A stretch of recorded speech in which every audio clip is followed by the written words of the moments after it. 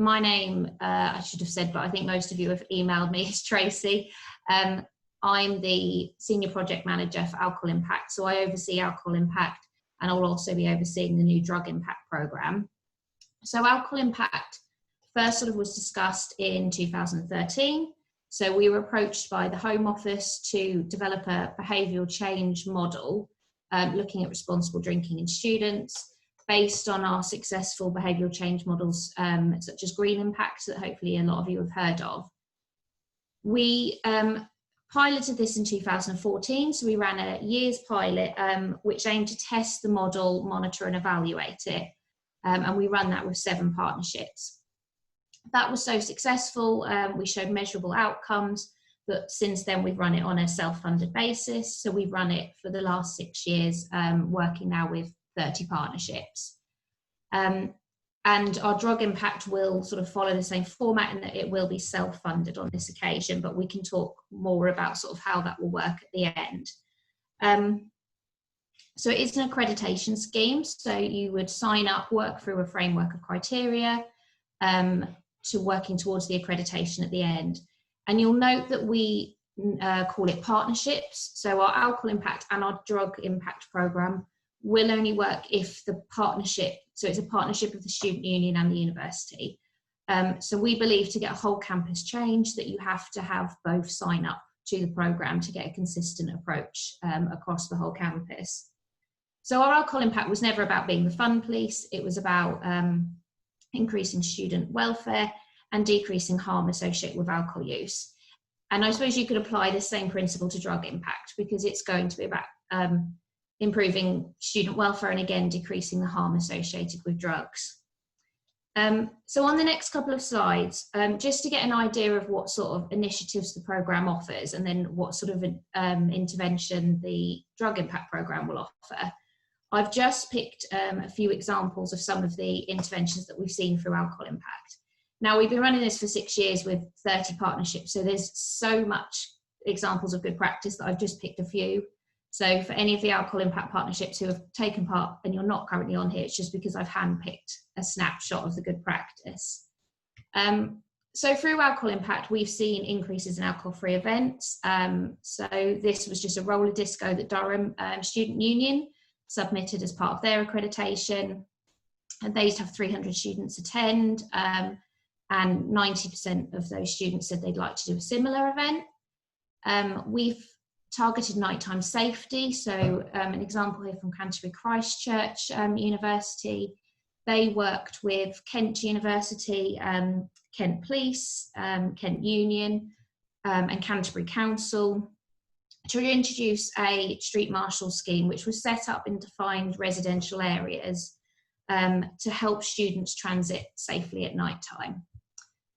We've looked at initiation, so MMU took part in a Take the Stand campaign originally run by Bucks, creating a vision for a more inclusive club. We've got Keele Student Union who work with their clubs and societies to train annually on alcohol consumption, and this is something that Drug Impact will look at as well. We'll be looking at working with our clubs and societies and looking at instigating training. We've done initiatives around pre-drinking, so this was a really good one by Brighton Student Union that held a pre-drinking cafe every week where they made free pancakes, so you got to line your stomach and enjoy that social aspect. And they saw a decrease in the pre-drinking in their halls. And lastly there, we've got alcohol-free accommodation, which is another sort of criteria that we've had. And I've just selected there an example from the University of West England, who in the 2018-19 year were actually oversubscribed for their alcohol-free accommodation. As I say, that was just a real sort of snapshot of some of the interventions that we've offered through this programme, but it was just to give you an idea of what sort of interventions you could expect from our Drug Impact programme. Obviously, some of them will be slightly different. It's not that we'll be offering drug-free accommodation, for example, but we will be sort of engaging with our clubs and societies, looking at nighttime safety. So it gives an idea of some of the interventions that we might put in place. And the last thing I suppose to talk about alcohol impact before we move on to drug impact, which I know is what you're here to sort of listen to today, is just some of the high level impacts that we've seen that we've gathered through audits. So we've seen increases in number of non-alcohol events, decreases in a lot of sort of the antisocial behaviour you associate with alcohol, so complaints from the community, exclusions, rejected from sort of union bar. We've seen reduction in pre-drinking and sort of verbal assaults and both physical fights as well. So these are some of the impacts that we measured through alcohol impact. And in a little while, when we talk about the drug impact programme, we're going to talk about some of the impacts, the outcomes that we hope to see from that new programme. This slide is useful if anyone sort of needs to write a paper or anything in terms of getting their university or student union on board about what sort of things we hope to see from the programme and what sort of our outcomes and desired aims are. So we're going to move on now to talking about drug impact. So again, talking about why we're doing it, the reasons behind it, and how we're sort of developing it. Has anyone got any really quick questions just about alcohol impact and how sort of drug impact will mirror it? We've got a question from Sam here in the chat box who asks, can I ask, with these interventions, whether they were developed by the individual unions or in partnership with NUS, and whether toolkits or guidance on replicating them is provided to other unions across the programme? Yeah, so we do provide resources, we provide good practice. So these interventions were developed by the union or the university in partnership, or maybe one or the other, depending on what intervention it was. So the criteria will sort of cover a theme, but are deliberately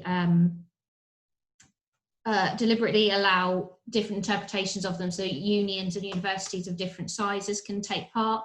So we've got small unions, big unions, we've got city campuses, big city universities, and then campus-based universities. We've got universities with different student populations. So the criteria are intentionally vague, I suppose, in that then you can adapt your own intervention based on that. But we do provide the good practice for you, we provide the resources. I'll detail some of the support we offer, but we get together in group partnerships. So we have group support days where all the partnerships taking part would come together and share good practice so they can sort of steal ideas off each other, as to say. So they're instigated by the student union or university, but with our support throughout, just so that they can instigate something that is relevant to their student union and university. Hopefully that answered the question. Was there any more before we move on to drug impact? That was the only one in the chat box for now, but if anyone has any to add, please do go ahead. Okay, so as I said, it was useful just to have a really brief, just to know where this programme has developed from. So if we now go on to drug impact, so first of all, the reasons that we're developing drug impact. So we've decided to develop this new programme basically on feedback that we've received from universities and student unions. So I first joined this role managing alcohol impact last October, and I started to do the introduction telephone calls to all the partnerships, and we would talk about alcohol impact, we would talk about what they were doing in terms of alcohol, what problem areas they were, what future plans they have. And then what would always inevitably come up at the end of the conversation was, now can you help us with our drug use in students? And this was repeated on every single call I had, and was also repeated I would speak at conferences, I do networking events, and again, we would talk about alcohol, and then ultimately the conversation always turned to, now can you help us with our drug use? Also, we had the Students' Alcohol Conference last year, and the feedback I got from that again was that the partnerships, the universities and student unions that attended, all got together and said, look, now we need to do something regarding our drug use. Let's all get together and do like a national approach so that we're all backing each other up. And then obviously what inevitably happened was the staff went back to the student union or university, and it didn't then transpire into a national approach. So what we're trying to do is, based on the feedback and the demand for help in this area, a program in this area to work with our students, we're developing the Drug Impact Program. So that's kind of the reasoning about why we've got to this position and why we're now developing this program. So first of all, before we sort of talk about the program, I suppose it's looking at why we're doing this. What is the drug use in our students and why should we be concerned? So this is the first time where I'm going to go over to our Mentimeter just to get an idea of what you guys think about and what you sort of know in terms of drug use in our students at the moment, because ultimately there isn't that much research out there.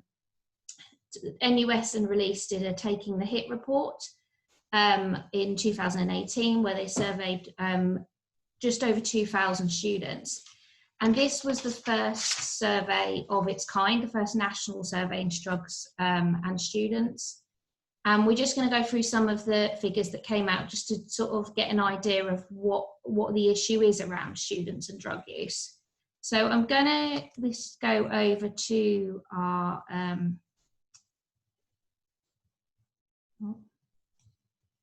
oh no, we don't want to end the meeting. Bear with me. I've got it open somewhere. Okay, so I can already see some of you have started using it. So if you go over to menti.com, either in a web browser or if you've got your phone next to you, and just enter that code, so 797496, and just to give me an idea of how many students you feel reported current use of drugs. So we did ask a separate question about whether they'd used drugs in the past, and I'll talk about that, but this is just current use of drugs.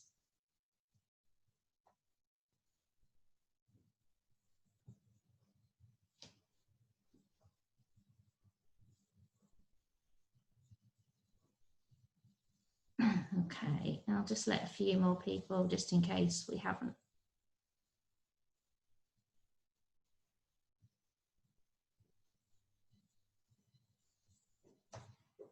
Okay, so we're seeing a bit of a spread of a range there. It seems to be around just under half of students currently using drugs. So if we go back to looking at the results, so the results came out at 39%. So just under what you guys kind of indicated. But then on top of that, 17% of students had said that they'd used drugs in the past. So we've now got a total of 56% of students saying they're either currently using drugs or they have in the past used drugs. So what we're looking at here is we're not looking at the minority, we're looking at the majority of students have either currently used or used drugs in the past. So this isn't a small issue. This isn't an issue that we can sort of maybe continue to ignore, which we have done in the past, because over half our students have said they're either currently using or have used it in the past.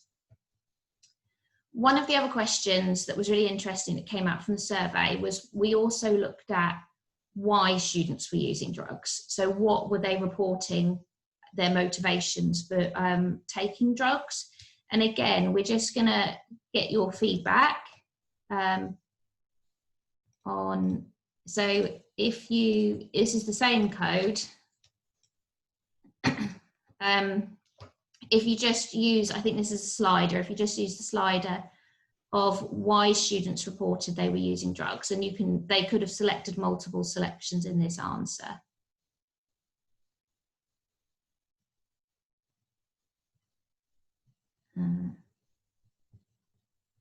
Just seeing, it doesn't seem to be moving across. Oh, there we go. It was just a bit of a lag.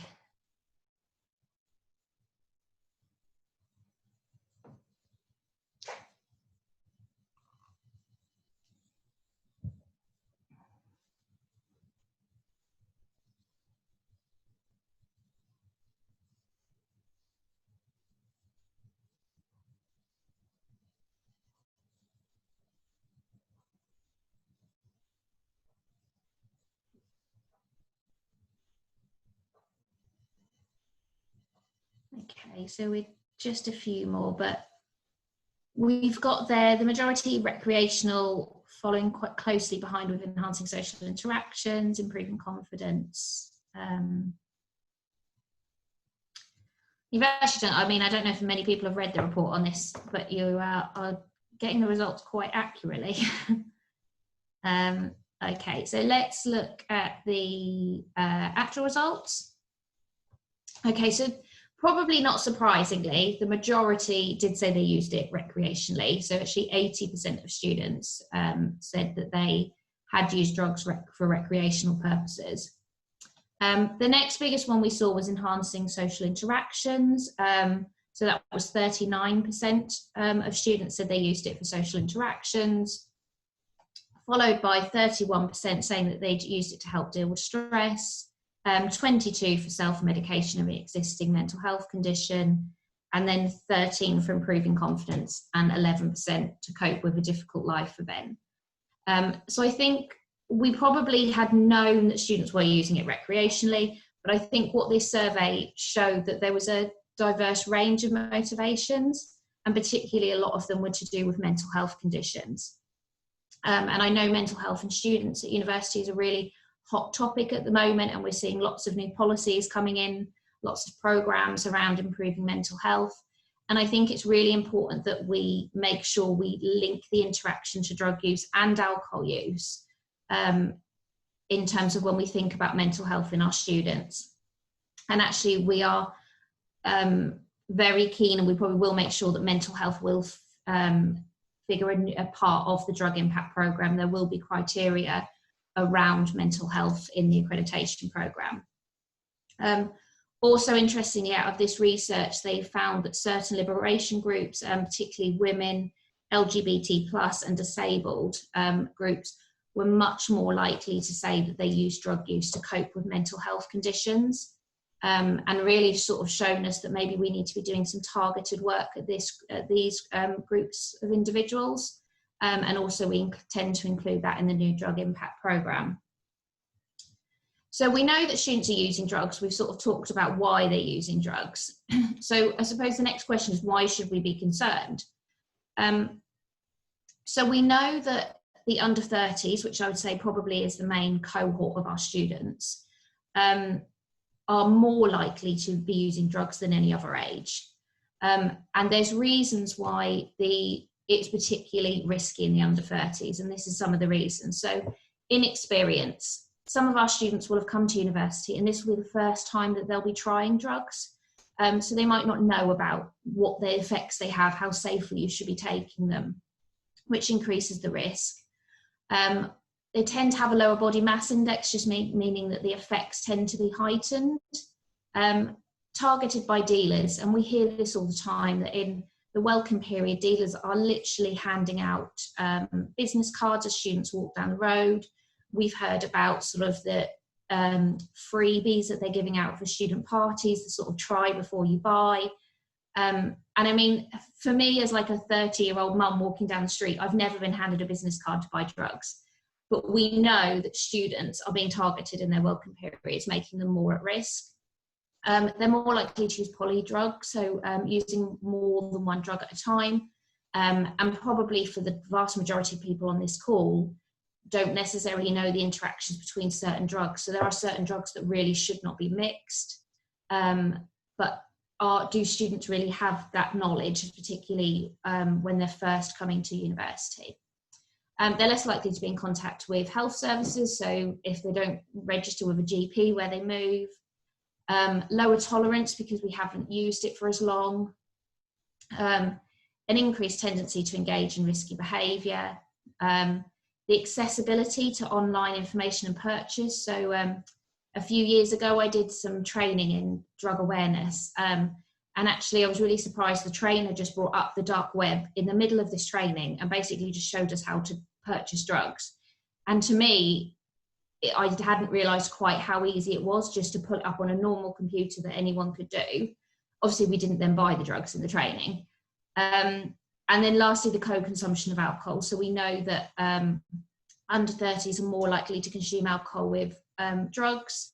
And there are certain drugs that really should not be consumed with alcohol. So cocaine, benzodiazepines are all far more risky to be taken with alcohol than in isolation. And I don't know if our staff or our students are fully aware of that. So these are the reasons. Obviously, we've looked at how much drugs students are using and why it's dangerous. So, and what sort of the harms are. So this is leading us to why we're sort of developing this program. What are our aims around it? I'm just going to leave this up to sort of read through because it's quite text heavy. But I suppose the first thing for me to clarify is what is drug harm reduction? What do we mean by drug harm reduction?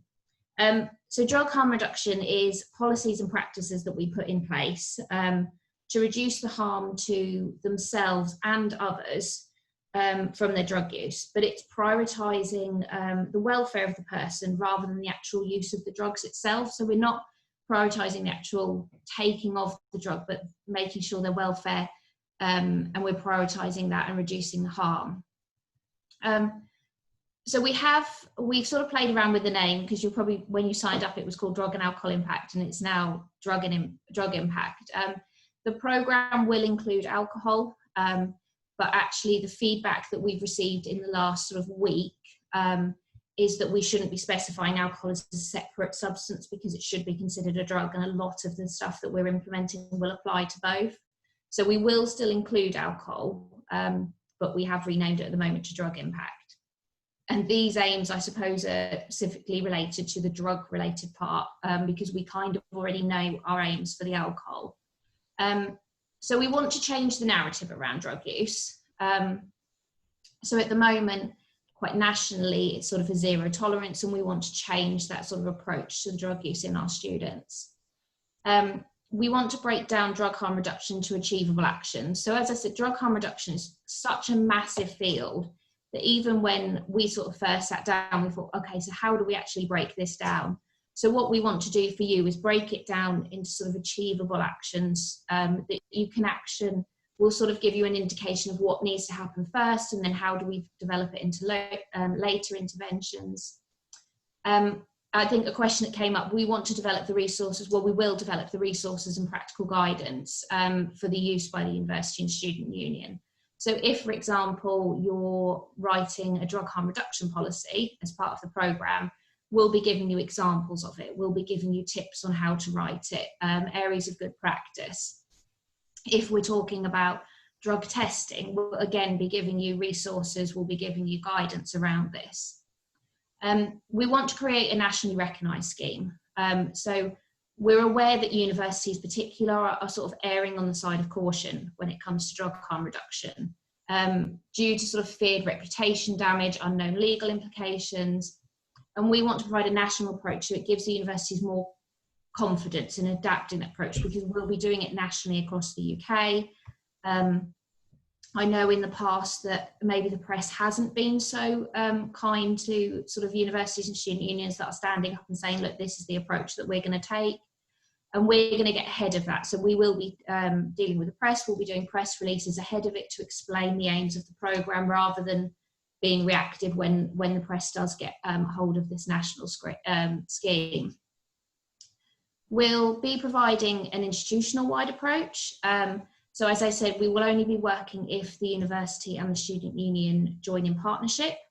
Because at the moment, most probably harm reduction campaigns we are seeing are being led by student unions. There are a few universities who have now started doing it, but most of the time we're seeing it led by student unions.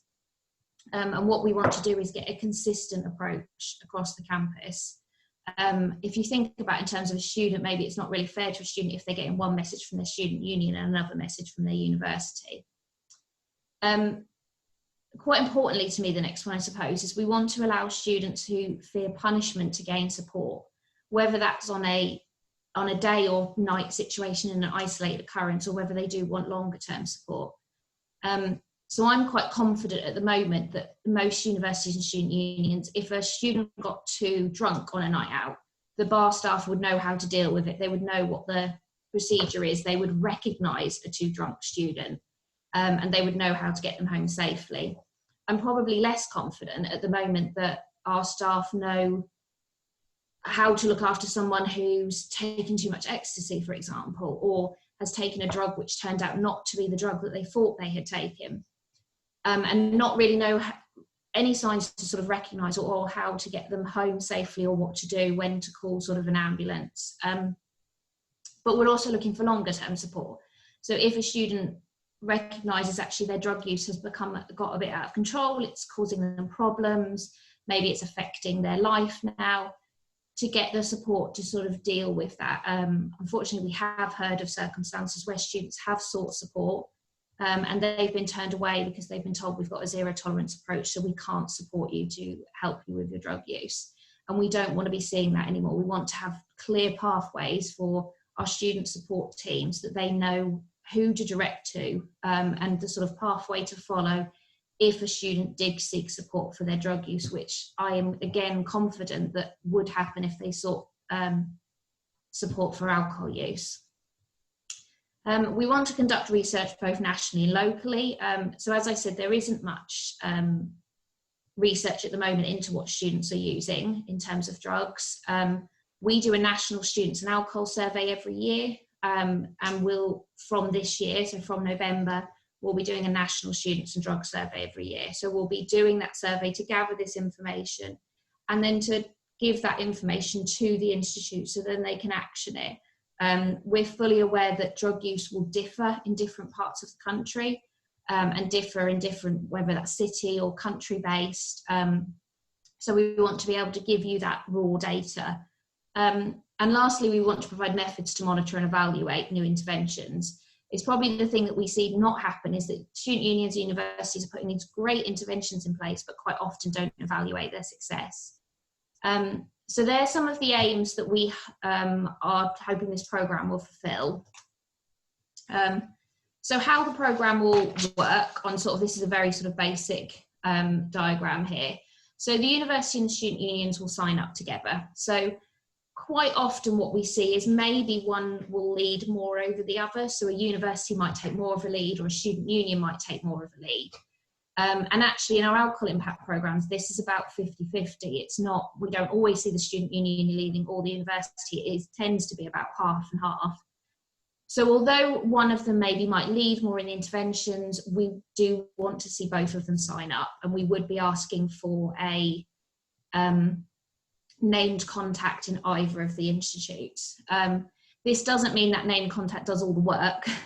It's usually just that named contact is the person I have most contact with, and then behind them they would have a group of people working on this with them. The partnerships are then supported by us to work through the framework of criteria.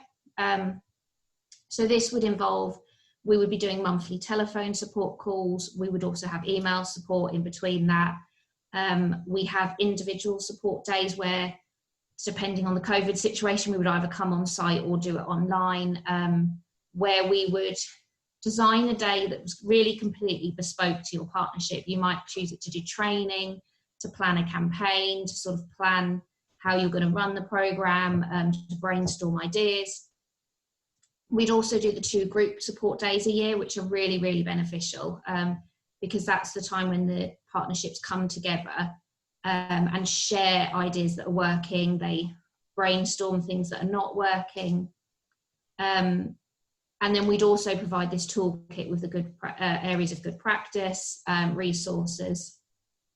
And in a minute, we'll talk about the advisory board, but we've got an advisory board of experts. So it's not that you're not just simply supported by myself or my role. You're also supported by this advisory board of experts that I've got behind me. We're doing a 2-year pilot for drug impact. The reason we're doing a 2-year pilot is based on feedback that we've received from previous pilots. So our alcohol impact pilot and our responsible futures pilot were both 1 year. And actually the feedback we received, it was too intense for 1 year. We would expect probably the programme, I know alcohol impact on average takes about 2 years to complete. So what we were doing was actually asking the pilot partnerships to do it in 1 year. So based on that feedback, we are doing it on 2 year. Also due to the current COVID situation, we don't know what the first year is going to look like. It might actually be that we're reducing it to 2 terms because some students might not be going back till January, for example. And we believe that the welcome period is a particularly important part of this programme, because that's when we need to be getting those educational messages out there. So if we don't know what the first welcome period is going to look like.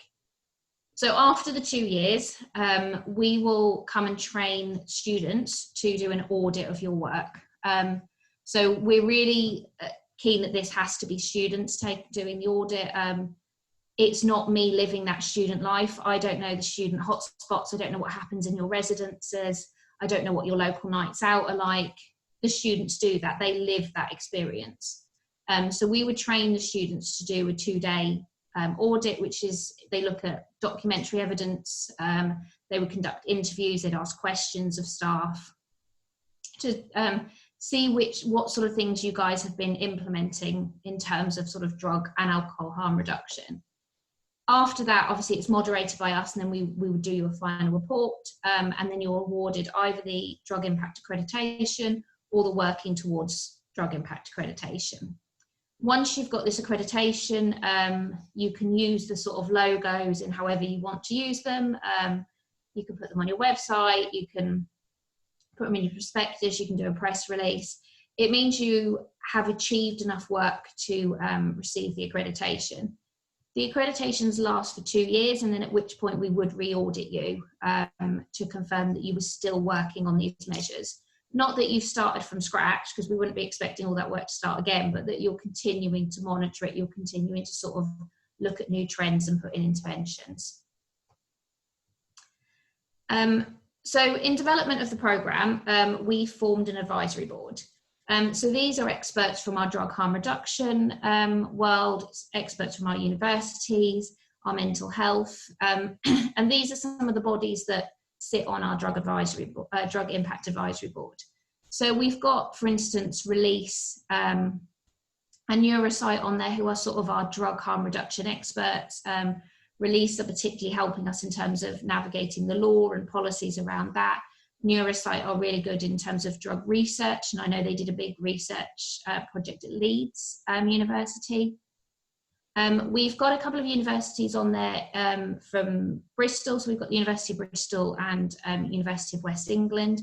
So they are 2 universities that, as far as we're aware, were the first universities to come out as drug harm reduction universities. They're helping us in terms of they're sharing good practice with us of what they've already implemented.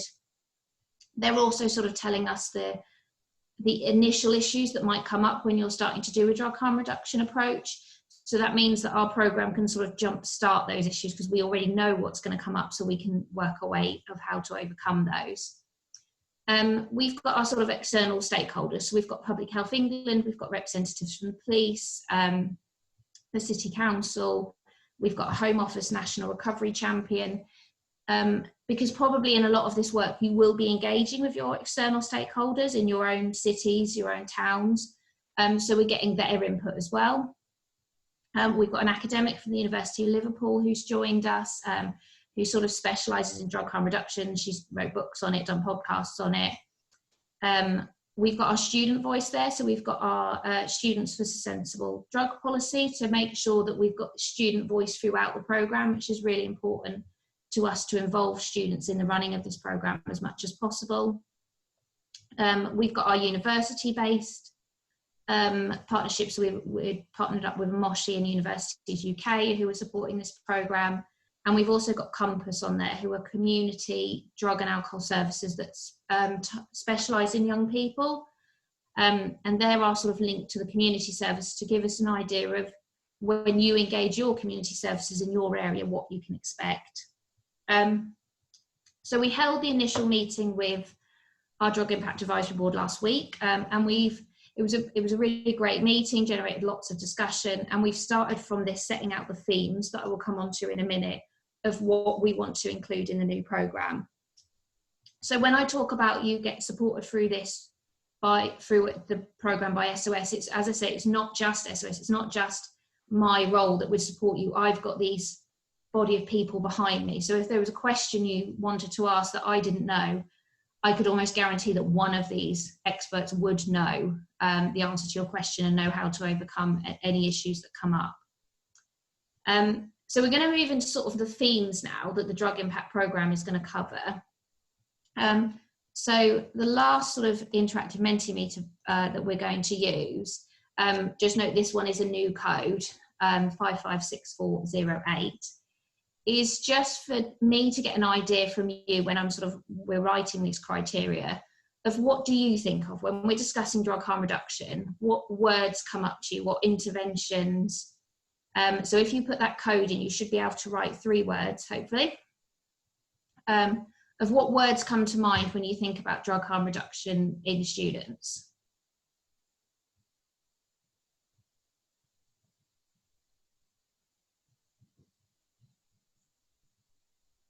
Oh, so we've got some coming up.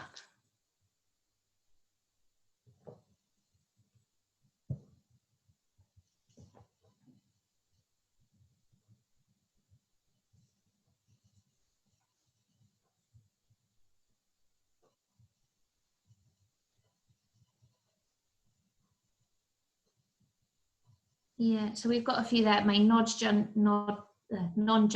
and stigma. So we want to make sure that when we're talking about it, that we're non-judgmental, we're not stigmatizing drug users. Education's a big one. So that, yeah, that is a huge one for me, that we need to be, we run so many alcohol awareness events and alcohol education that we should really be repeating in terms of drug use. Safety there, so that's a huge part of this, in improving welfare, well-being, legality, and we can totally take that on board, that actually sometimes navigating the legal aspects of this can be really difficult, and that might be what have put people off doing this. So what we're going to do is try and navigate the legal aspects for you. So Release, for example, have already said they're putting together a paper for us, to a really simple sort of diagram on what's legal and what's not legal. We will cover within the programme issues of dealing, so sort of how to deal with dealing, because dealing, it could be seen in the normal sense of when drug dealers are coming and selling, but also if you were just to buy 2 pills, for example, and give 1 to a friend, that would be considered dealing. So we need to sort of look at that as part of the programme. Openness, yeah, dosages. I mean, this is great, because what I'll do is we'll save this, and when we're writing the criteria, we want this to be a collaborative approach between the partnerships that take place. So it's not just us sort of telling you what to do, but then you're feeding back and building into the programme. So if I just go back to, so these are some of the themes that came out of when we met our advisory board of what we want to be included in the new programme. So communications around there. So thinking about how we communicate this, what communications we should be doing. We want to do some work around sexual violence in this. Incident reporting mechanism. And this isn't, when I say incident report mechanism, it sounds maybe a bit punitive. This isn't for a punitive basis. This is for us to gather knowledge so that we know what's happening to target our interventions. So if we know there's a particular, we're reporting a lot of incidents and there's certain halls of residence, so we know maybe we need to target our interventions at that halls of residence. It's not that we're recording these to discipline students. Engagement of staff, so we know that we need a number of staff involved in this across the institution, so your academic staff, your residential staff, your security staff, your support staff, your bar staff. We need all these involved in the programme to be able to get that whole campus change. We talked briefly earlier about working with our minority groups, so working with our liberation groups and our officers, because we know they're disproportionately affected by drug use. We've already discussed why we want to include mental health in this. Education, which was a big part of what you said in the last slide. Steering group. So a steering group is like a group of people from your institutes that will move this project forward. So this isn't whoever signs up and is my main contact does all the work. You've got this steering group behind you. Drug safety kit, so there will be some criteria around that, about the legality of it, what we should be using, what resources we can use, how you would sort of advertise this. So we'll provide all the resources around that, because I know some student unions are getting into drug safety kits, but we'll sort of provide the guidance around that. It came from our advisory board that they would like to see some criteria in there about tobacco, so we will be offering some optional criteria around tobacco. Policies, so writing your harm reduction policies, writing your drug dealing policies. We'll again be providing you with good practice and resources about the legal aspects, what to include, what makes a good policy, where it should be, who's it signed off by. Research, so both centrally and locally, and we've spoke about that. Making sure that we're working with our support services in the universities and student unions so that we have this pathway of support, though we can help students with both low-level drug use and sort of more dependent drug use.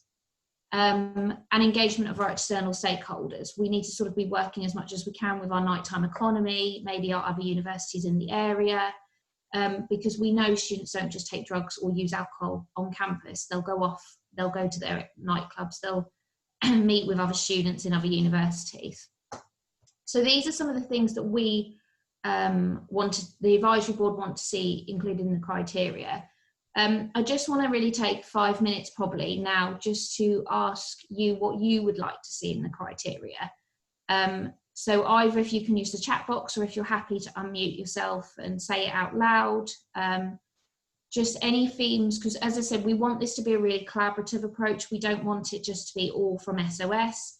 We want the partnerships that sign up to take part to really help us sort of shape the future of drug harm reduction. So is there any themes that you would like us to sort of take away?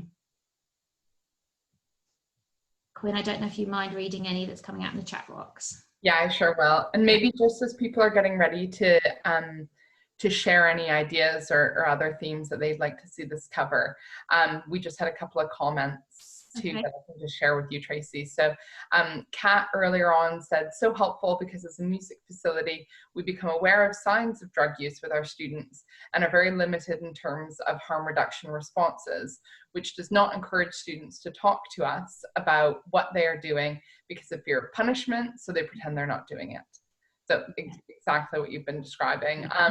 We want a student to be able to come up to any member of staff and say, I think I've had a bad drug tonight, I need some help, rather than fear punishment for doing that. Yeah, absolutely. Yeah, and Kat's agreeing with you in the chat there. Catherine also messaged me directly to ask, how will the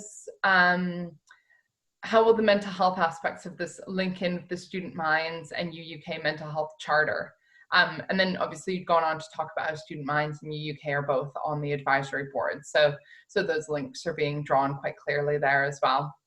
Yeah, we want some of the feedback from the advisory group is they want it to be any sort of mental health charters that you're putting in place locally. They want this to be one of the criteria would be to maybe input that into your mental health policies, but also some education maybe around the links between communications around that as well. Yeah, and then we had a question here from Simon as well, who says, very important work on this program. Would the program also extend to making universities become more welcoming and supportive for those in recovery from addiction? So this is something that some of the universities have started doing on our alcohol impact partnerships, is we now have recovery centred universities. So Teesside University is a really great example of that. Because they're recovery-based campus, so they actively encourage those in recovery. And this is something that, as I say, we want this to be a collaborative process. So if this is something that you feel that we should be building into the criteria, we can build that into sort of our criteria. We have both mandatory criteria and optional criteria within the programme. So there'll be a few mandatory criteria that we feel every university needs to implement, such as like having a steering group will be a mandatory requirement because we need that body of people taking action on this. We'll also have optional requirements. So some of these optional requirements are those where maybe not every university has the same resources, not every university and student union is the same, so we can't expect that to be implemented in different sizes. Or it might be some of the issues that some universities and student unions choose to do and some that don't do. So, I mean, we could definitely look at adding that as an optional criteria if that's the sort of feedback. Super, that was it from the chat box for now, Tracy. Okay. If there is any sort of, if you think about afterwards, if there is any sort of themes that you feel we really should include in the sort of development of this programme, then please just do drop me an email. So in terms of, we've obviously talked about the programme now, what we hope to achieve, how it's going to run.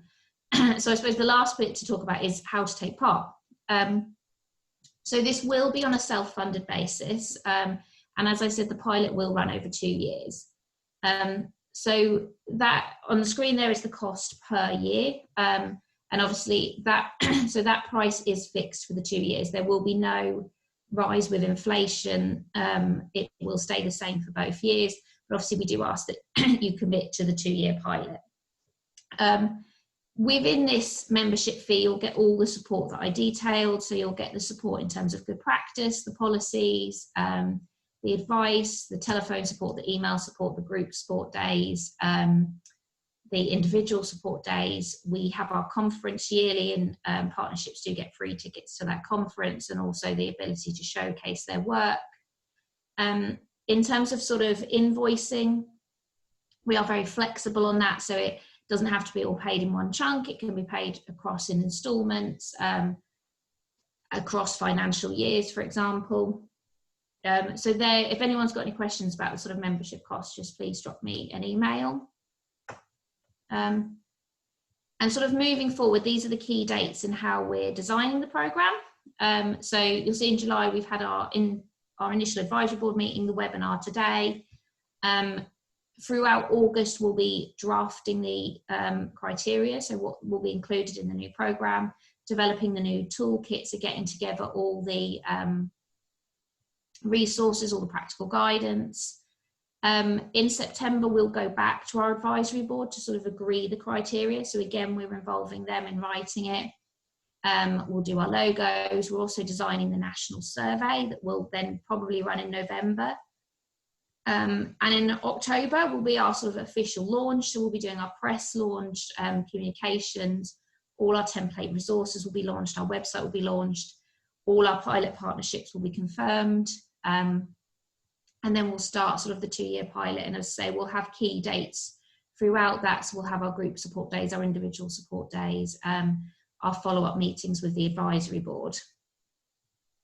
And then next steps of where to go from after this webinar. So if anyone has got any questions, then please do just drop me an email.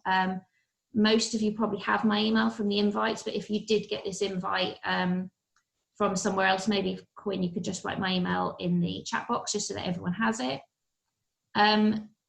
So the university and student unions need to agree to sign up in partnership is one of the first steps. So if we've got maybe your student union on the call today, but not your university, or vice versa, we can provide help on getting the other institute involved. So whether that's that, as I say, we're recording this webinar so everyone can listen to this afterwards. We are providing, I can have calls with representative members if they want to then speak to me afterwards. If you need any, I know I spoke to a student union recently when they were writing a paper for their university and they wanted some sort of figures in terms of the things we'd achieved through alcohol impact, and they'd use the aims for drug impact. If you need any sort of anything like that, then just please drop me a message because we can help get that commitment. We do ask that sign up is completed by the 25th of September, just so that once we go into October that we know who all our pilot partnerships are. We are looking for sort of ideally between 5 and 10 partnerships. We have sort of set a limit at 10, just because we want the pilot to be a very hands-on approach. So we want to be giving you obviously lots of support through that. And so we just want to restrict the numbers at this time to make sure that you get that really in-depth support that you need when sort of instigating a completely new area of policy, really.